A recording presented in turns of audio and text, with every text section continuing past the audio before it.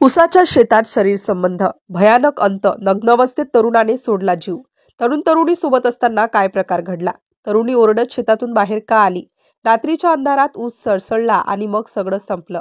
शांत साधं गाव, रात्रभर फक्त झाडांची सळसळ, दूरवर कुत्र्यांचा आवाज आणि शेताच्या बाजूने वाहणारा वारा। गाव झोपलं होतं, पण त्या रात्री उसाच्या शेतात मात्र काहीतरी असं घडत होतं जे कोणी कधी विसरू शकणार नाही।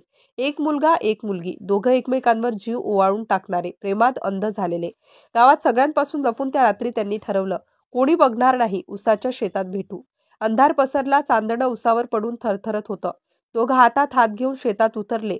वारा उसाच्या पानांना हलवत होता, जणू काही त्यांच्या गोष्टी ऐकत होता।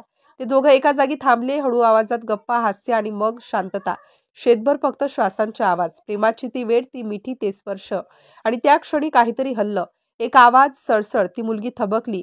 अरे तो काय आवाज? मुलगा हसून म्हणाला, काही नाही ग, ऊस हलतोय। आणि पुढच्याच क्षणी त्याचा आवाज थरथरला, अरे पायात काहीतरी। तो खाली वाकला, पण काहीतरी काळं चकाकणारं त्याच्या पायाजवळ सरकलं। क्षणात सगळं संपलं, त्याचं शरीर थरथरायला लागलं। डोळे पांढरे, ओठांवर फेस, हात झटके देत होते। ती मुलगी किंचाळली, अरे उठ ना उठ, पण तो उठला नाही। ती थेट शेतातून पळत बाहेर आली, आरडाओरडा करत गावात धावत गेली, कोणी या, साप चावला, तो मरतोय। गावकऱ्यांनी टॉर्च घेत धाव घेतली। शेताच्या आत एक नग्न शरीर जमिनीवर पडलेलं, पाय सुजलेला, श्वास थांबलेला, डोळे अर्धवट उघडे।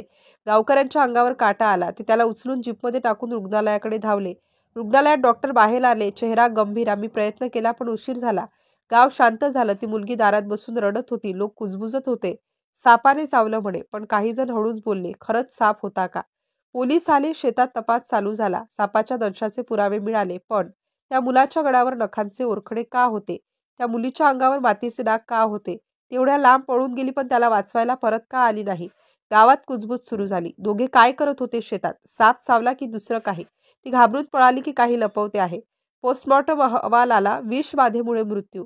प्रकरण संपल्याचं जाहीर झालं, पण गावात चर्चा मात्र सुरू राहिली।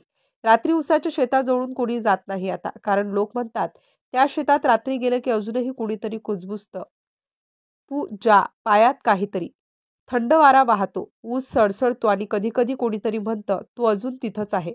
पण खरा प्रश्न अजूनही तसाच आहे, तो साप होता का, की कुणीतरी दुसरं होतं, ज्यानं त्या रात्री त्या शेतात प्रेमाचा शेवट आणि रहस्याची सुरुवात लिहून ठेवली?